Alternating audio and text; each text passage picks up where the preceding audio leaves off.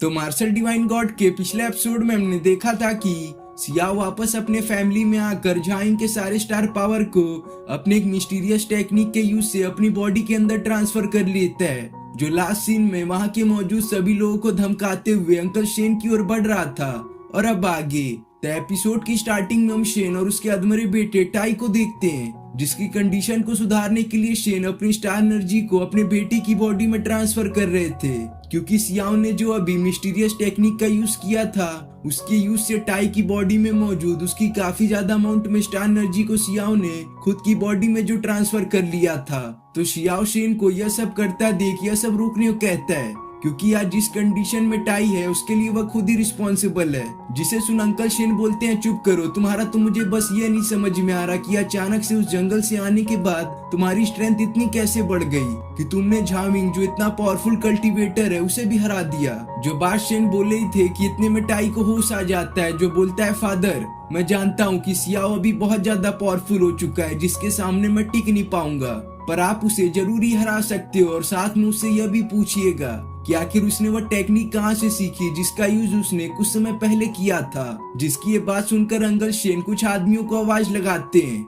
जो बंदा आकर टाई को वहां से थोड़ी दूर रेस्ट करने को ले जाता है। जिसके जाने के बाद अंकल शेन शियाओ को बोलते हैं, शियाओ आज तो तुमने मुझे सरप्राइज कर दिया। जो बंदे को हम मरा हुआ समझकर जश्न मना रहे थे वह बंदा वापस जिंदा होकर मेरे आंखों के सामने मेरे बेटे को इस हाल में कर देता है। अब तो मैं पहले से यह जानने में कुछ ज्यादा इंटरेस्टेड हो गया हूँ कि आखिर तुम्हारे साथ उस फॉरेस्ट में हमारे आने के बाद क्या हुआ जिसने तुम्हारे स्ट्रेंथ को इस लेवल पर पहुंचा दिया। लेकिन इस बात को अगर मैं दूसरे एंगल से देखूं तो यह मेरे लिए एक अपॉर्चुनिटी है तुम्हें खुद अपने हाथों से मारकर उस हेवन लेवल टेक्निक को अपना बनाने की। तुम्हें पता तो है ना कि मैंने 9 मेरिडियन को ओपन कर रखा है, जिससे मैं तुमसे कल्टीवेशन और स्ट्रेंथ दोनों में ही सुपीरियर हूँ। जिसकी ये बात सुनकर सियाओ गुस्से में बोलता है कि आखिर तुम किस तरह के बंदे हो। मेरे ग्रैंडफादर ने तुम्हें अडॉप्ट करके इस चैन फैमिली में लाया, मेरे फादर ने तुम्हें एक ब्रदर का दर्जा दिया, और देखो तुमने इस चैन फैमिली को कहां किस हाल में ला दिया है। तुम मेरे इस फैमिली के मेंबर कहलाने लायक हो ही नहीं। जो बोलकर शियाओ अपने स्टार पावर को एक्टिवेट कर लेता है, और दूसरी ओर शेन भी अपनी स्टार पावर को एक्टिवेट करते हैं, जिनके पास अभी तक हम सबसे ज्यादा रिंग्स को देख पाते हैं। जो अपने स्टार पावर को पूरी तरह से एक्टिवेट करने के बाद वहां पर बगल खड़े बंदे की स्वॉर्ड को अपने हाथों में लेकर शियाओ की ओर एक स्लैश अटैक करते हैं। जिस अटैक को अपनी ओर आता हुआ देख शियाओ किसी टेक्निक के यूज से इस अटैक को काफी इजीली डॉज कर लेता है। जिसे देख अब अंकल शेन हवा में उड़ते हुए शियाओ को फाइट के लिए चैलेंज करने लगते हैं। जिनके इस चैलेंज को एक्सेप्ट करते हुए शियाओ भी अब हवा में उड़ते हुए अंकल शेन से फाइट करने लगता है। पर अभी जो अंकल शेन के हाथों में यह स्वॉर्ड होती है, इसकी वजह से वह काफी ज्यादा एडवांटेज में होते हैं। जिस स्वॉर्ड की हेल्प से वह सियाओ को मारने की कई बार कोशिश करते हैं, लेकिन सियाओ भी अपने फास्ट मूवमेंट की हेल्प से उनके इस स्वॉर्ड के किए हुए सभी अटैक को बहुत ही इजीली डॉज करते हुए जा रहा था। जिसको यह अटैक इतना इजीली डॉज करता देख अंकल शेन अपने फास्ट मूवमेंट और वहीं दूसरी ओर शियाओ भी अपने फास्ट मूवमेंट की हेल्प से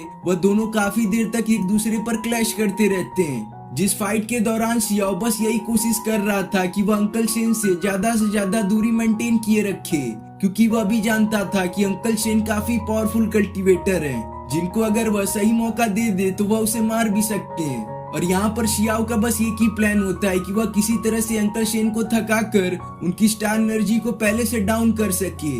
जो बात अंकल शेन नोटिस भी कर लेते हैं, इसलिए वह शियाओ कहते हैं कि क्या डरपोक हो तुम, बार बार मुझसे दूर क्यों जा रहे हो, दम है तो क्लोज कॉम्बैट फाइट करो ना।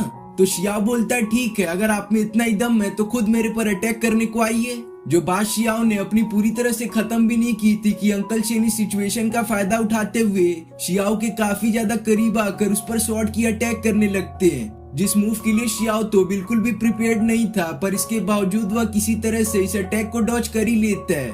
लेकिन इन सब के चक्कर में शियाओ के शोल्डर पर थोड़ा सा कट लग जाता है, जिसे देख शियाओ तुरंत ही अंकल शेन को पीछे भेजकर नीचे आ जाता है। जो अब यही सोच रहा था कि आखिर अंकल शेन के पास कितना ज्यादा स्टार एनर्जी है जो खत्म होने का नाम नहीं ले रहा, और अब जबकि उनकी स्टार एनर्जी कम होने का नाम नहीं ले रही है तो मैं उस टेक्निक का यूज करके उन्हें कैसे हरा सकता हूँ। लेकिन एक मिनट, मेरे पास अभी भी चांस है कि मैं अंकल शेन को थोड़ी देर तक और संभाल सकता हूँ। जो बोलकर शियाओ अपने किसी टेक्निक का यूज करके अंकल शेन के ठीक सामने आकर उन पर अटैक करता है। जिसके अटैक का रिस्पॉन्स जैसे ही अंकल शेन देते हैं उतने में शियाओ उनके पीछे टेलीपोर्ट होकर उन पर अटैक करता है। जिस अटैक के लिए तो अंकल शेन बिल्कुल भी तैयार नहीं थे, इसलिए वो उस अटैक से हिट होकर पीछे की ओर चले जाते हैं। जिस मूवमेंट का तो शियाओ इतनी देर से इंतजार कर रहा था, जिसका फायदा उठाते हुए वो अपने मून स्पेल टेक्निक को एक्टिवेट करते हुए अंकल शेन की बॉडी से उनकी स्टार एनर्जी को धीरे धीरे अपनी बॉडी के अंदर ट्रांसफर करने लगता है। जो बात तो अंकल शेन को शुरुआत में पता नहीं लगती, इसलिए वो अपनी फाइट सियाओ से जारी रखते हैं।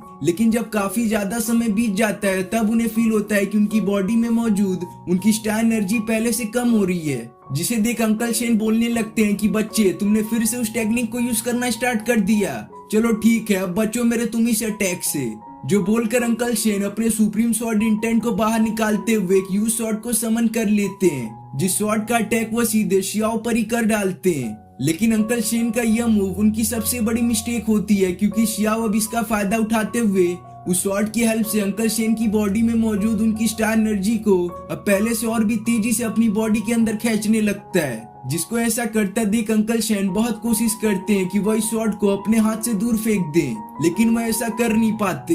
और जब वह किसी तरह से थोड़ी देर बाद इस स्वॉर्ड को अपने हाथों से दूर कर लेते हैं, तो इन सब में अब काफी ज्यादा देर हो चुकी थी, क्योंकि इतने देर में शियाओ ने अंकल शेन की काफी ज्यादा स्टार एनर्जी को खुद अपनी बॉडी में अब्सॉर्ब कर लिया था। जिस एनर्जी को शियाओ एक जगह पर इकट्ठा कर एक काफी पावरफुल पंच के अटैक को तैयार करता है। जो पंच का अटैक शियाओ सीधे अंकल शेन पर ही कर डालता है, जिसकी वजह से वह काफी ज्यादा वीक हो जाते हैं। जिनके इस हालत को देख उनका बेटा टाई तुरंत उनके पास आकर उन्हें संभालने लगता है। और यहाँ पर टाई को यह नहीं समझ में आ रहा था कि आखिर शियाओ कितना पावरफुल हो चुका है, जो अपने लेवल से भी ऊपर वाले कल्टीवेटर को इतनी इजीली हरा सकता है। जिसके बाद हम शियाओ को देखते हैं, जो एक बड़े से प्लेटफॉर्म पर खड़ा होता है, जिसके ठीक पीछे हम चैन फैमिली के अभी तक जितने भी एंसेस्टर हुए थे उन सभी के नेम प्लेट को देखते हैं। जिसे देख शियाओ बोलने लगता है कि आज मैं एंसेस्टर की रिस्पेक्ट करते हुए इस चैन फैमिली का जो भी रूल है उसी के हिसाब से इस सेन और इसके बेटे टाई को सजा दूंगा। और हमारी फैमिली के रूल के हिसाब से सेन एक गद्दार है, जिसने मुझे मारकर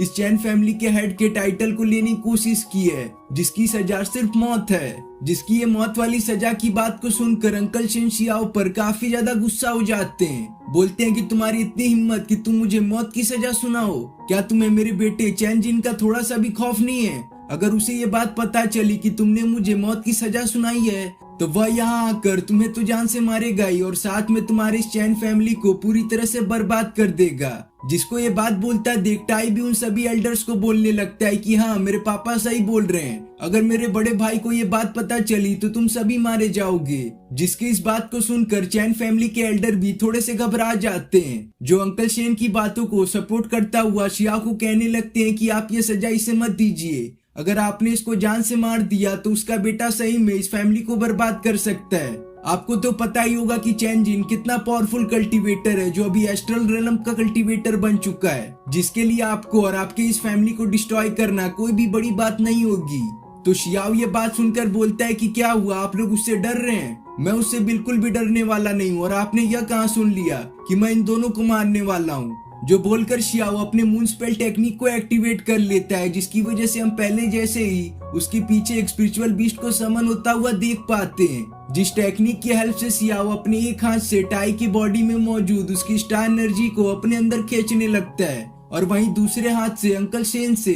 पर शियाओ ने टाई की बॉडी से बस उसकी स्टार एनर्जी को ही खींचा रहता है, लेकिन अंकल शेन की बॉडी से तो उसने उनकी पूरी कल्टीवेशन को डिस्ट्रॉय कर दिया था, जिसकी वजह से अब वो एक यूजलेस पर्सन बन गए थे।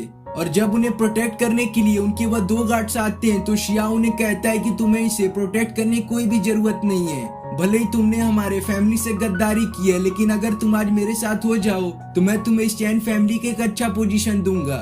जो बात सुनते ही वह दोनों गार्ड्स वापस से चैन फैमिली के वफादार बनकर शेन और उसके बेटे को जेल की ओर ले जाने लगते हैं। जिनके जाने के बाद शियाओ उन सभी एल्डर को बोलता है कि आपको डरने की कोई भी जरूरत नहीं है, जब तक मैं इस फैमिली में मौजूद हूँ तब तक वह चैन जिन हमारा कुछ भी नहीं बिगाड़ सकता, और अब मुझे इस चैन फैमिली के मिलिट्री पावर को पहले से और ज्यादा इनहेंस करना है। जिसके बोलते ही एपिसोड यहाँ पे खत्म हो जाता है।